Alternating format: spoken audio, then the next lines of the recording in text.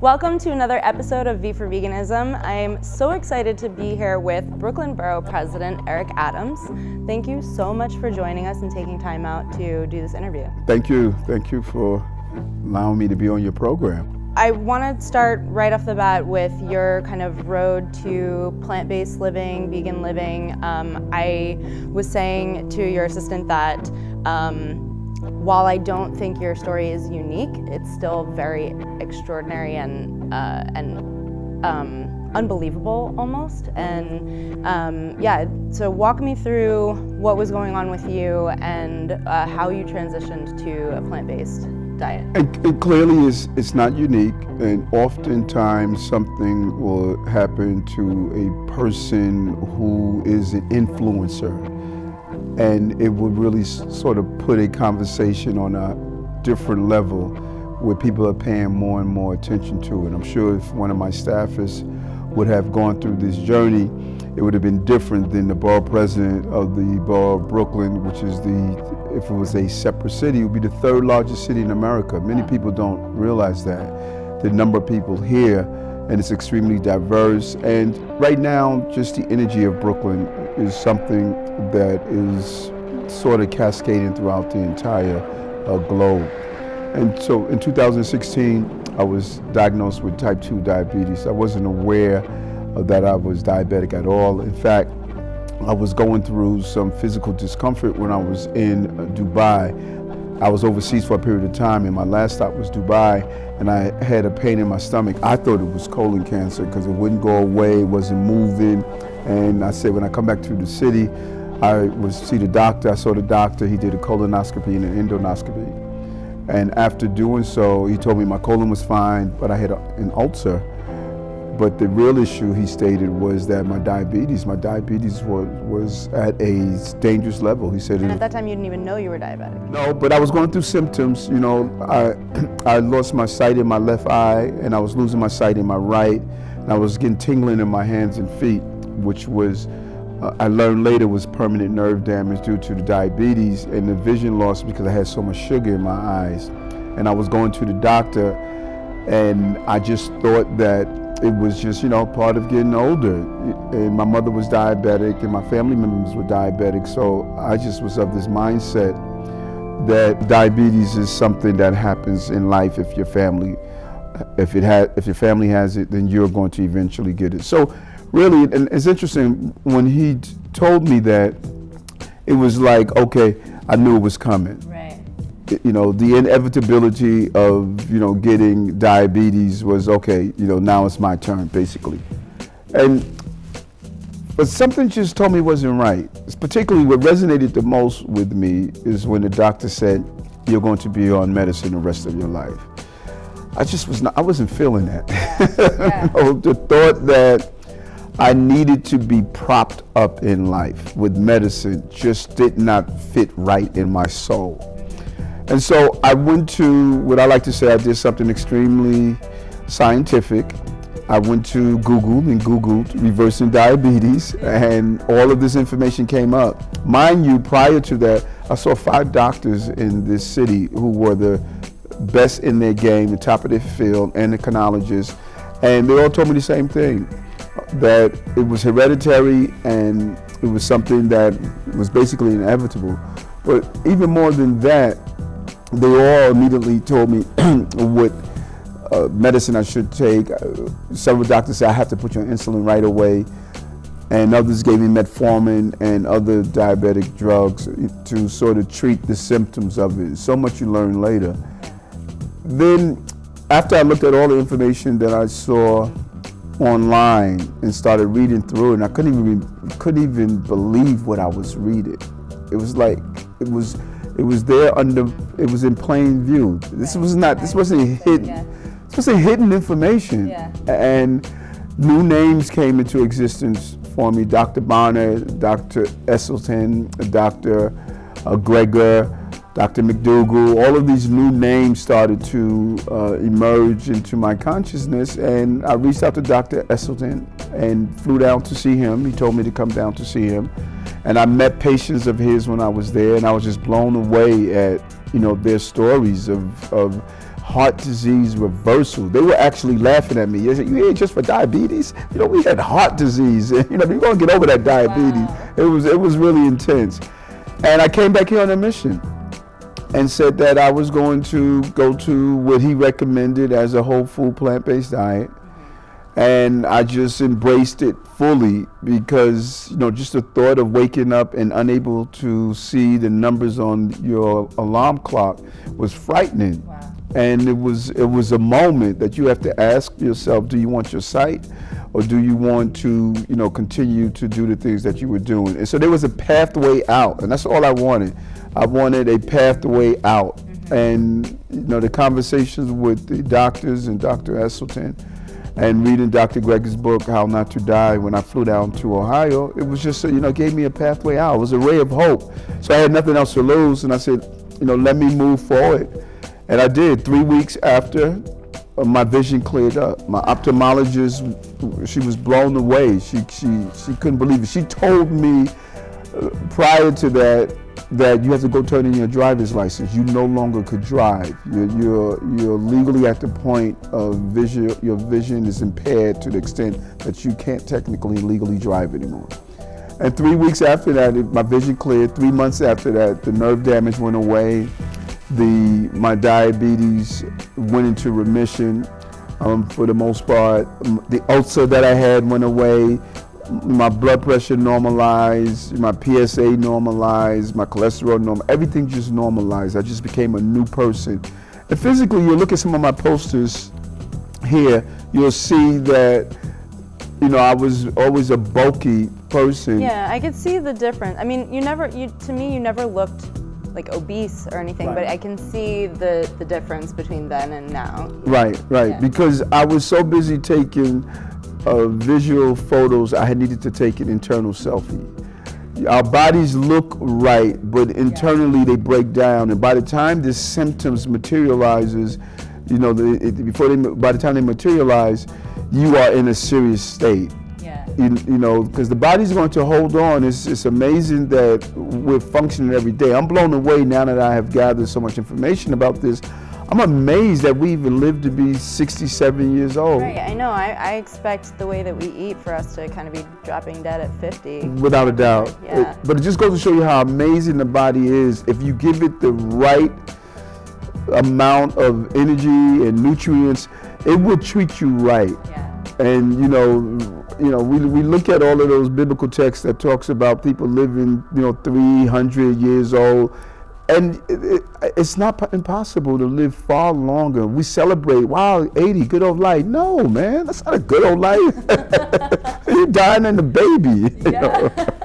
You know, so it was a complete reversal, and you know, I cannot tell you how much enjoyment it has been. I thought I was buried with diabetes, and in fact, I was planted.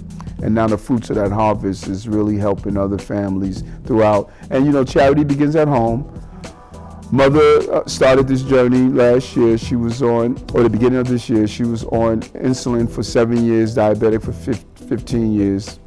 And in 2 months, she was off her insulin. Wow. Right. At 80 years old.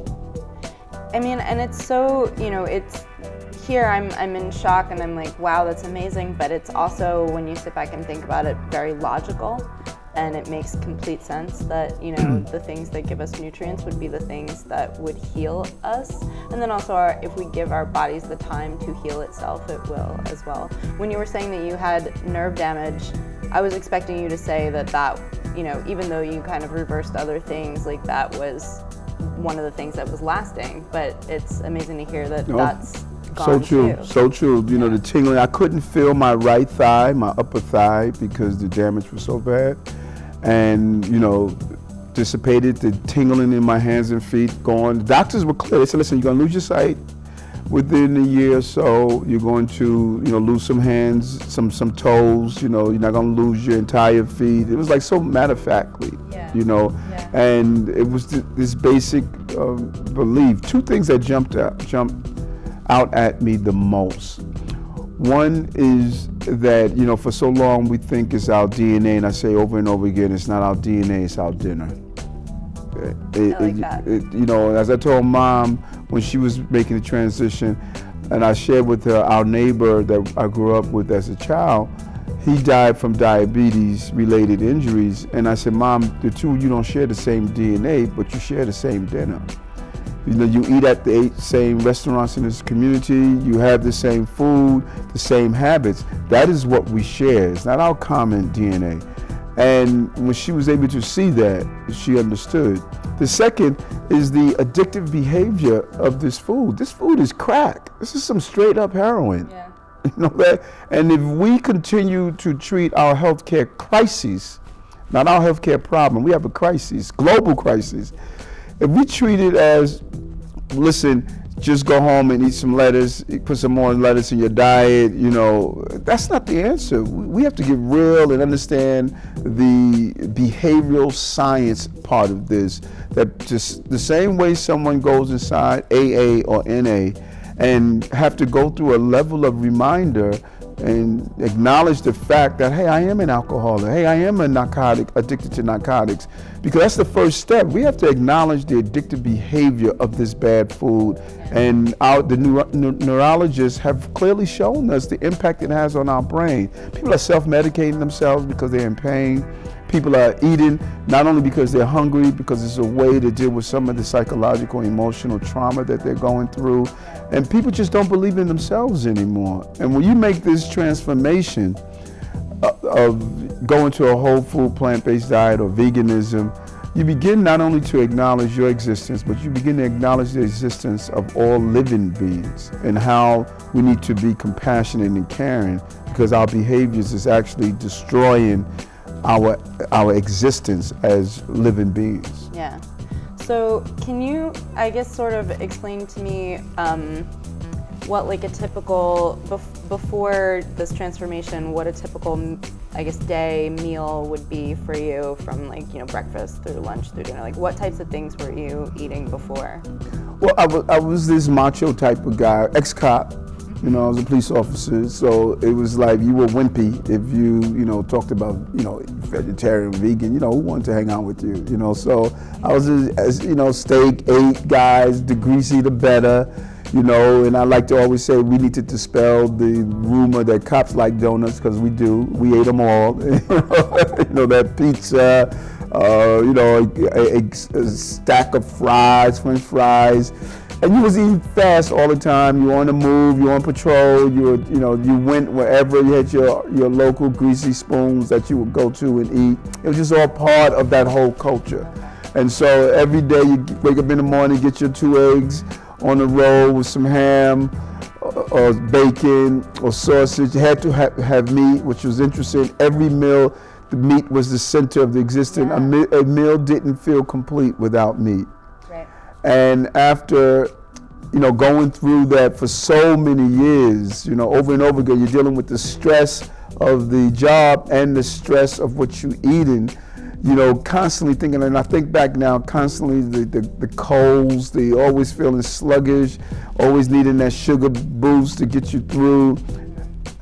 Just that whole way my body felt was telling me that, you know, you were on the road to health crisis as I reached when I was told I was diabetic. Right, right. So, you know, we obviously, these habits are learned from a very young age, and you started an initiative, the Healthy School Food Initiative, to get, and I think it was, I don't know, it was dubbed like the bologna. So what is, I guess, what is the goal of the Healthy School Food Initiative? There were several entities in place. There was an entity called the Healthy School Foods. I forgot the exact name, but it was something in that family. And all we're doing is assisting those entities that were already in place. We have a great healthy food movement here in the city, and particularly in the borough of Brooklyn, and we are now helping them with it. So we're moving towards meatless Mondays in schools to allow families and children to really start to understand you don't need meat every day. We're moving towards a meatless Mondays in our hospitals. We have what's called H&H hospital system here, one of the largest hospital systems in the entire country. And we're moving towards having meatless Mondays in our hospitals. We're meeting with our legislators to ban processed meat inside our schools. We already did a resolution in the city council, and now we're trying to move towards actual legislation to make that happen. We're also opening in New York in the oldest hospital in America. This is extremely symbolic. The oldest hospital in America, they're opening a whole food plant-based clinic inside the hospital. We were hoping to get about 100 people to sign up, as volunteers to be part of this pilot project. Our most recent numbers is well over 300 people are on the waiting list to be a part of it. People want to heal. Yeah. People are ready to heal. And when they have that ray of hope that it is possible to heal, I don't have to wake up every day and take that injection. I don't have to wake up and take 6, 7 pills all the time and cross-contamination just to have that dark hole you go down anyway. Yeah. People are really ready to heal. Now, is everyone going to, do and embrace what I did right away? No, we know that. But the more and more we move away from an overconsumption of animal products, the better our planet is going to be, the better we are going to be. And people may start out one day of, going to meatless Mondays, then it'll turn out to be meatless Monday, Wednesday, and Saturdays, and eventually they're going to see that they don't need meat in their lives to feel whole and complete. Mm-hmm. And you were working on an initiative for greenhouses on the tops of schools. Does that exist, or that's something that you would like to exist? We have already started with several greenhouses on several projects we put in place already. My goal is to see every schoolhouse in the city should have a greenhouse on top. So young people, number one, there's an amazing industry that we have here that has yet to be developed, and that's urban farming. There's no reason we're getting our produce and vegetables from the northern parts of the state or the southern parts of the country. I believe that we can grow and use technology to do so right here in our schools. Our students can identify places where there's food insecurity, and they can actually grow that food right in their school footprint, and they could provide it for the community. They could bring it sell it to the local stores. They can learn the business aspect of it. They can give it to our senior centers. There's an entire industry that's waiting to develop. So we have started several projects here in schools where we have open rooftop gardens where they're able to do real growing and using hydroponics, soilless farming, drip irrigation, some very new technology. And we're really excited about one project we're doing in a school called Democracy Academy. And there's several aspects to this project that's really amazing. This is an alternative high school where the children did not want to come to school at all. We gave them these units that is called Farm Shelf, where it's about the size of a fridge, and it grows bok choy, lettuce, other vegetables. The young people are identifying nitrogen development in other areas that are food insecure in their community. They're growing the vegetables, and they are giving it to those communities to show them how to have, healthy food in their communities. Wow. And the devices, we gave the school 20 devices to put it through a pilot project, and it's really amazing when you see it. It's just first of all, it's visually beautiful, but it also has a camera inside. The young people are learning this new technology. They're learning how the machines operate. They're learning how to harvest the crops, how to transport these seedlings, and it's just an amazing experience. Yeah. But out of all of that, the health component, the children are in this class every day. They're excited about coming to school, and they're excited about being part of it. They went from not wanting to be in school as an alternative high school to now they are part of the energy inside the school. Where is that? It's in Brownsville. Brownsville is one of the most challenging parts of our city. Not only are they dealing with economic issues, they're dealing with academic issues as well. But Brownsville is symbolic of the Brownsvilles of America. Liberty City in Miami, south side of Chicago, Detroit, Flint, Michigan, and Detroit, all of these cities have pockets of areas where people have given up on themselves, and there's a connection. If you were to do a mapping and overlay of people that are dealing with emotional issues, high crime, economic issues, academic issues, if you were to do an overlay of those communities, you'll also find that they have the lack of access to quality food. Right. No one has disconnected the two. What you feed people will determine so much about who they will become. Looking at these pockets of neighborhoods, I think there's something very real, and I mean, maybe this is the conspiracy theorist in me, but something kind of very insidious about places like McDonald's and other fast food chains posting up in these communities on purpose. Right. I mean, I don't know if that's just the way I want to look at it, but do you see that at all? We can't ignore the facts. There's an overproliferation of fast food restaurants in many of these communities, and people are read on these names, the clown look. It's almost like when we stopped the advertisement of cigarettes with Joe Cool the Camel, because we realized that it was attracting a younger and younger generation. Yet cigarettes are a type 1 carcinogen, and we don't allow advertisement of that nature.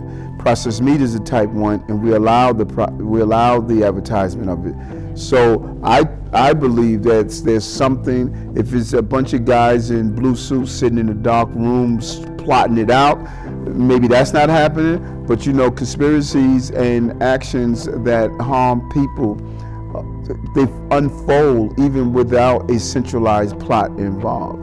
For you, it's health, it's whole food, plant-based, and it's the best way to live for the human body. But I just wanted to talk about the animal side of it a little bit and kind of like the cruelty that goes into it. And we have some very real issues here in the city. One being the horse carriages. That has been a huge fight for probably at least 15 years now that I am aware of activists trying to get the horse carriages off the street. Is there anything, kind of in your future initiatives where you could see yourself getting into the fight to get these horse carriages off the street finally in New York? I think that life is a journey, and we started out as eating plant-based to make sure that I was able to retain my sight and not lose my fingers and toes. That is always the start of a journey. If people don't evolve within a journey, then they're not really taking a journey, they're walking on a treadmill. And my conversations and my involvement from making sure that I was healthy really was an evolutionary process to really have a fight to make sure that living beings are healthy. And that was always in me. I remember as a state senator, long before I was diabetic, I led this march when we were killing geese in Prospect Park, and I led a march to stop the killing of geese. I never felt that animals should have been treated in an inhumane fashion. Going into this road allowed me to really now go deep. The same way I felt about the geese is what is happening every day on chicken farms and where pigs are slaughtered and cows are slaughtered. And it opened my eyes basically on what happened to me and trying to save my life. Just as I wanted to save my mother, a calf wants to save the mother cow. Yeah. The desire to preserve and respect life is not a human characteristic. It is a characteristic of all living beings. And we're so arrogant in our mindset that the planet was created for us. I'm sure if horses wrote the Bible or their Bible, they'll say the same thing. Yeah. You know what I'm saying? So, man's just inability to understand, you can't create rules that benefit you and ignore the fact that all of us are living beings with just different forms of beings. And so I want to very much be a part of the horse carriage struggle.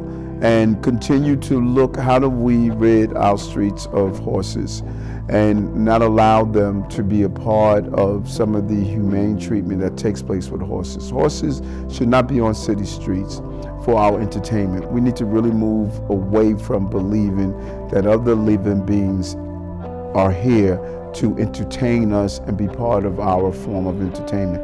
And I'm a recovering person that did not understand that. I used to chair racing and gaming in the state of New York, and the horse racing industries.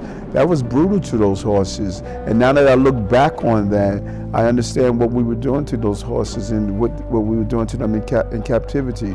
But I also led the struggle. I believe the meeting I had right in this room with Ringling Brothers and Barnum Bailey Circus, where I shared with them that the days of using live animals and elephants, those days are behind us. And although we used to, my first 2 years here, we used to be part of the circus coming to New York. I told them we're not going to do that anymore. And although it's legal, at one time slavery was legal, but it was the wrong thing to do. Right. And we have to evolve from that. Same here, right in this building. We used to hold a hot dog eating contest.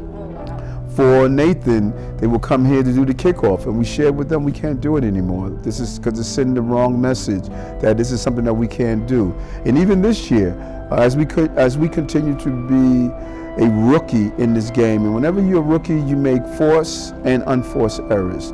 The beginning of the year when we did the turkey giveaway, and people brought it to our attention, we said, hold on, we have to constantly check ourselves and make sure that we're moving in the right direction. And we're evolving to the point that next year we're not going to do turkey giveaways. We're going to move and have people do a more healthy lifestyle. This is the first year that my family on the whole had a meatless Thanksgiving. Oh, wow. So it's an evolution. Yeah. And I am not trying to meet people where I am. I want to meet people where they are and take them where I am, and I have to continue to grow in the process. Yeah. So, I mean, that's great. That was going to be one of my questions about the turkey, actually, because I know a lot of vegans are like, what? So another issue that I think really affects Brooklyn the most out of the entire city is Kapparos. And I've spoken to people non-Jewish people who live in the community of Brooklyn or live in Brooklyn and live in the communities that are kind of surrounded by it happening, and they're feeling kind of trapped, and obviously they don't want to. I spoke to one woman who her family had been in the house that she lives in since the 30s, and she doesn't want to move. Like, this is her home, and but the chickens were being slaughtered right on her front yard, and I feel like we're all trying all things to get this to stop, but there's also the very real issue of our Constitution protects ritual slaughter. I guess, my question would be like, what can you foresee this ever ending, and what measures would you take to try to stop it? Two things. One, I believe that is correct what you indicated. We're extremely sensitive in America about getting in the way of anyone's religious ritual. And I will always support that, because I'm sure no matter which religion you look at, people will look at those religions and analyze it and make a determination from outside how those religions should practice their faith. And so I would never want to get in the way of that. But I do know that there's other ways to do the ritual. You can use coins. There's other things that we can do. And I think there's an evolution that could take place where individuals will realize that it's inhumane to do so. And what is extremely important is that people sometimes are carrying out an action, and not until later when they look in retrospect, they wonder, I can't believe we were doing that. Yeah. There are so many things that we have done in our history as Americans. If we look back over it, it's like we're almost ashamed to say, were we actually doing that at one time? And I think that is going to be the case in point here. I believe you're going to start to see an evolution, and maybe the younger people are coming of age within the particular sects that are participating, because not all Jewish communities participate in the ritual, and I think people are going to evolve out of it. But in the meantime, we need to follow the laws and obey the laws. Yeah. The city must have a responsibility to ensure that if someone is doing a ritual of that nature, that it's done in a manner that is not going to cause any health crisis, that the various rules and regulations that are in place, at a minimum, we should be following them. So I'm getting the time signal, but I could talk to you for the rest of the day, but you know you have a lot of work to get back to. I quickly want to mention that you are, can I mention that you're running For mayor. for mayor? Am I allowed to say that? That is my desire. Yeah, and we certainly want to support you in any way that we can, and you know we hope to kind of be your support and backbone and lift you into that position in 2021. So we very much appreciate you taking your time to do this interview. Guys, please go to subscribe below, and please look at Eric Adams' website, all his information on his run for mayor in 2021, and throw your support behind him, because we are definitely very excited to have a vegan mayor in the near future. Thank you again, and we will catch you on the next one.